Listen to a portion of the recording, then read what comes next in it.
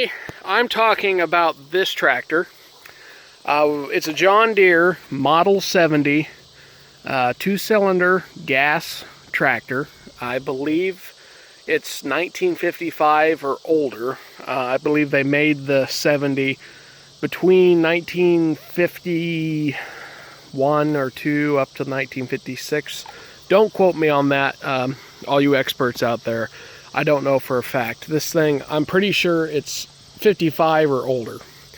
But the story I wanted to tell about this tractor, and I guess before we even talk about that, the tractor was running, let's see, what, it's 2017, probably back in 2013, 2014, and it's obviously seen better days, but it was running back then.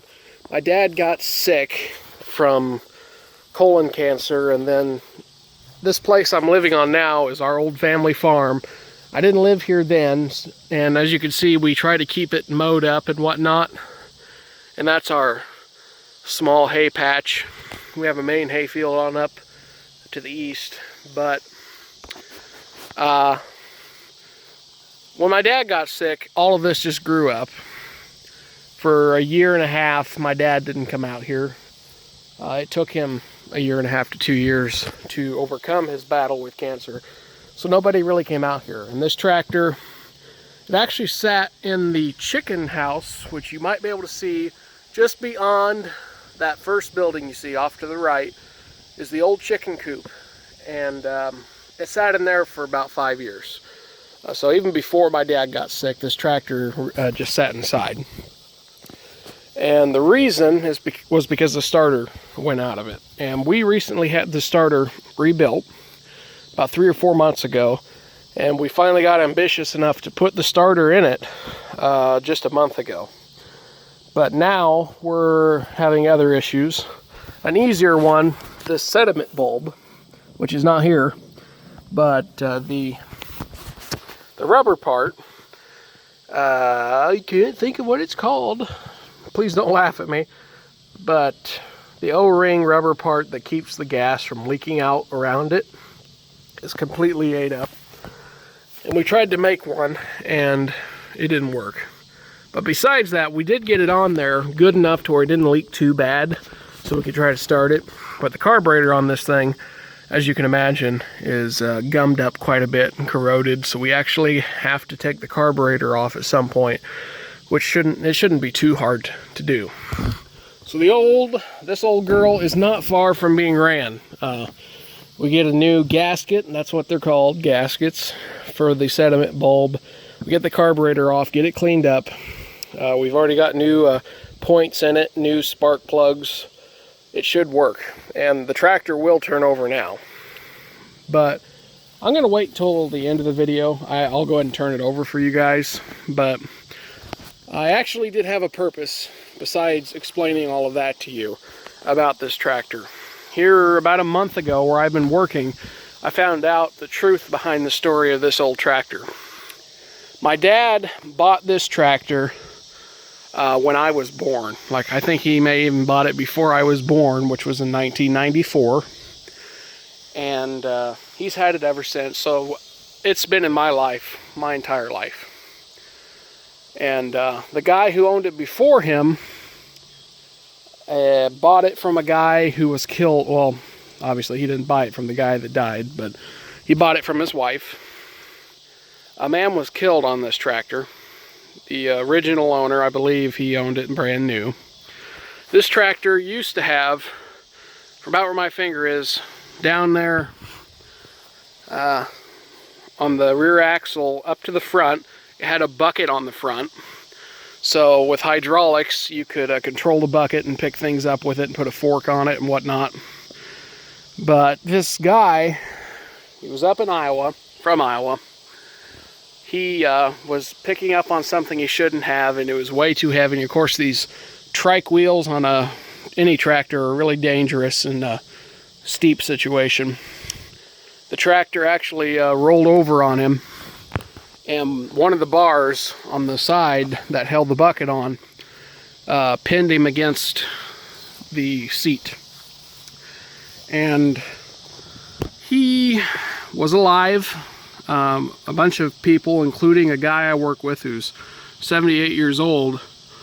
And that's how I found out this true story. For the longest time, we were always told that the man who was killed on this tractor was brush cutting along a road, and he got on a steep slope and the tractor rolled over on top of him and killed him. But the guy I work with told me I was there the day he died. I was there the day that he wrecked the tractor. I was there trying to get it off of him. And the guy was still alive, still breathing. And they're all like, we need to call an ambulance for you.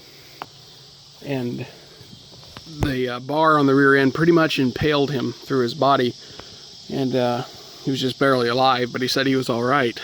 And as soon as they let the pressure off of the bucket, it killed him. It killed him instantly. So the wife of the man, this happened in 1974 is actually what I found out. I read in the newspaper. I found an article online. It happened in 1974. And his wife sold it to a man. And I don't know if he ran it much, or if he's the one that took the bucket off of it, or what went on there. But my dad bought it sometime before I was born. And this is what my dad used to tinker around on this farm. I thought it was pretty amazing what this tractor's been through. I mean, it's been wrecked and a man was killed on it. And I drove this thing as a kid. I've been driving things since I was like 3 years old. Lawnmowers, trucks, including this tractor. I'm pretty sure my dad let me drive this tractor when I was about 6 or 7 years old. Okay, so yeah, that's the story of this old tractor. As things have been, like I said, it's not been running for 5 years. We got the starter on and it does turn over. The motor didn't lock up or anything. Back when my dad bought it, the power takeoff worked, but it doesn't work anymore. So really, once we get this thing running, it won't be much use for anything except the 3-point hitch. We can hook up the blade to it, or the bale fork, which we can't really even lift up bales with this thing because the bales are just too heavy. The front end of the tractor won't stay on the ground. I'm going to go ahead and turn it over just so you guys can hear it.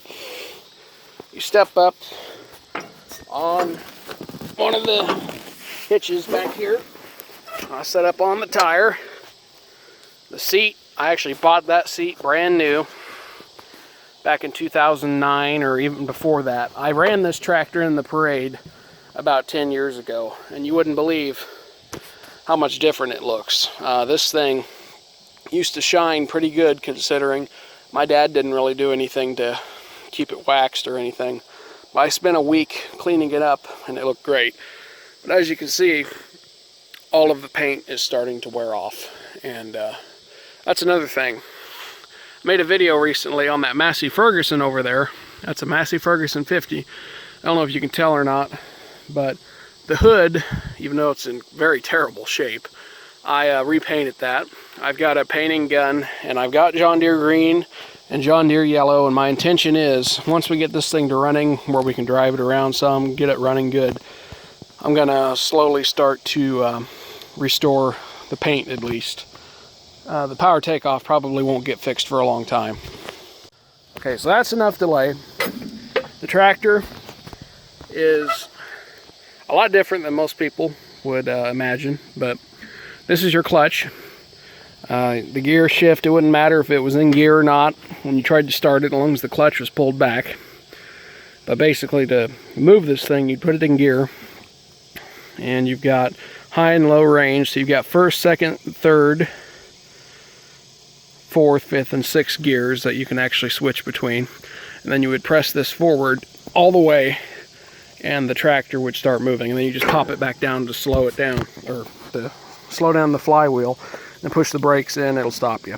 So it's a little different, but you just turn the key on here, and then the starter is actually here, and here we go. I suppose it might be helpful if I make sure the battery's connected. Alright, let's try it again.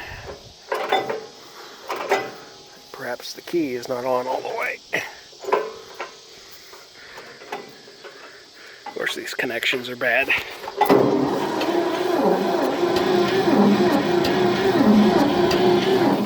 As you can see, it still turns over. So go ahead and turn the key off.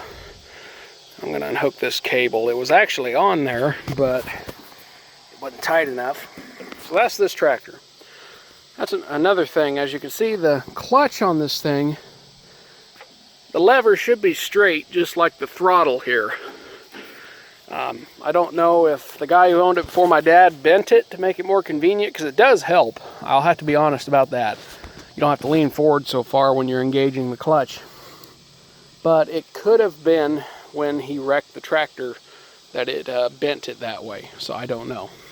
And it's probably hard to tell, but the steering column here and the rod is actually bent. And there's also a dent in the grill on the front. So besides that, a person would probably never know what actually happened with this tractor, that a man was killed on it. Except me. I'm glad I know the actual story now, because as long as I own the tractor, I'm going to make sure that it's well known. If I ever get rid of the tractor, I'm going to make sure that that information's passed on to the next owner. I think it's an important thing to remember. It would be kind of an insult to their memory to not remember what happened. So that's what I wanted to show you guys, this tractor. I really like old antique stuff like that. I had a little energy today, and I really wanted to share this story, so I'm glad I got it out there. Thank you guys for watching. I'll see you later.